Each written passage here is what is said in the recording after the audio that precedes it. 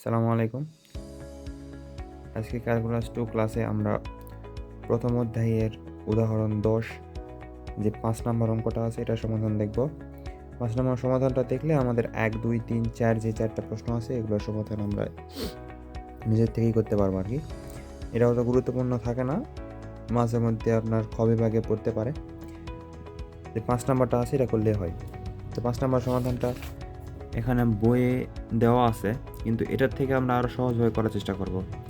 আমাদের কাছে সমাধানটা করা আছে, আমরা সমাধানটা এখন দেখব। সেটা হলো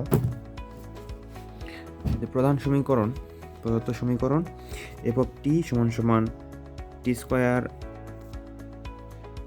square i plus ln t j plus root over t minus 1 কে, এটা হলো আমরা 1 নম্বর সমীকরণ ধরে নিব। আমরা জানি আদর্শ সমীকরণ এফ অফ টি সমান সমান small f of t i plus g of t j plus h of t k, এটা হলো দ্বিতীয় সমীকরণ ধরে নিব। তাহলে এখন আমরা প্রথম সমীকরণ হতে আর দ্বিতীয় সমীকরণ হতে আই জে কে এর সহগ সমীকৃত করব। অর্থাৎ আই, এখানে যে আয়ের সহগ আছে এটার আয়ের সহগ, এই দুটা সমান হবে। এটার জের সহগ এটার জের সহগ, এই দুটা সমান হবে। তারপরে এখানে যে কে এর সহগ আছে, এখানে যে উপরে যে 1 নম্বর সমীকরণের কে এর সহগ আছে সেই দুটো সমান হবে। তাহলে এখানে আমরা শুরুতে এফ অফ টি সমান সমান টি স্কোয়ার সহগ সমীকৃত করার পরে জে অফ টি সমান সমান লন টি এবং এইচ অফ টি সমান সমান রুট ওভার টি মাইনাস 1। শুরুতে প্রথমটার আমরা সমাধান নির্ণয় করব, সেটা হলো এখানে এফ অফ টি সমান সমান টি স্কোয়ার। এখানে টি এর সকল মানের জন্য এফ অফ টি সমাধান বিদ্যমান থাকবে।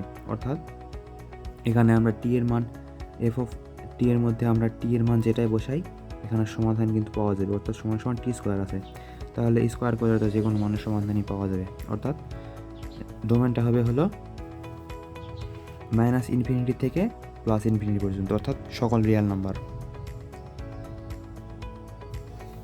তারপরে আবার জি অফ টি সমান সমান যেটা আছে, জি অফ টি সমান সমান লন টি। এখানে যদি লন টি থাকে তাহলে আমাদের এটা হয় হলো 0 থেকে বড়, অর্থাৎ ডোমেন নির্ণয়ের সময় লন থাকলে লন এর মান হয় হলো যে লনের সাথে যে সংখ্যাটা আছে ওটার সবসময় 0 থেকে বড় হয়। তাহলে লন টি এর মান বিদ্যমান থাকবে যদি টি হলো 1-এর থেকে বড় হয়। অর্থাৎ ডোমেন জিটা হবে হলো আমাদের 0 থেকে বড়, অর্থাৎ 1 থেকে শুরু করে ইনফিনিটি পর্যন্ত। 1 থেকে শুরু করে ইনফিনিটি মানে 1-এর আগে আসতে পারবো না, 1-এর আগে 0 আছে, 0 পর্যন্ত আসতে পারবো না। 1 থেকে শুরু করে ইনফিনিটি পর্যন্ত হবে।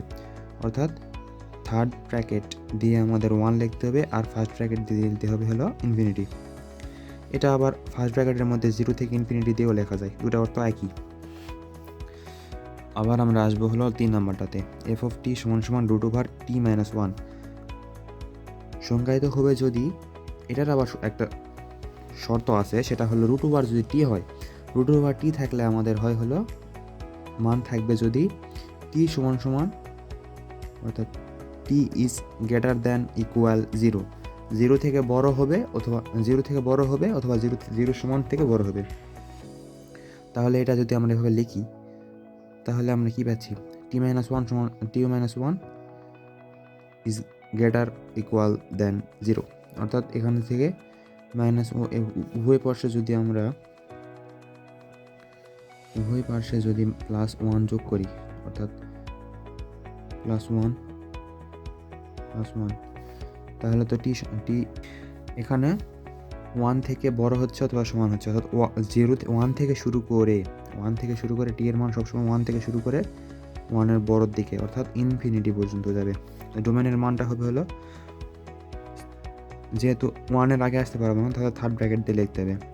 থার্ড ব্র্যাকেট দিয়ে লিখলে হচ্ছে হলো 1 থেকে ইনফিনিটি পর্যন্ত, আর ইনফিনিটির পরে আমরা লিখি ফার্স্ট ব্র্যাকেট। তারপরে এই তিনটা যেটা আছে, ডোমেন এফ, ডোমেন জি আর ডোমেন এইচ, এই তিনটা ডোমেন ইন্টারসেকশন করে লিখি।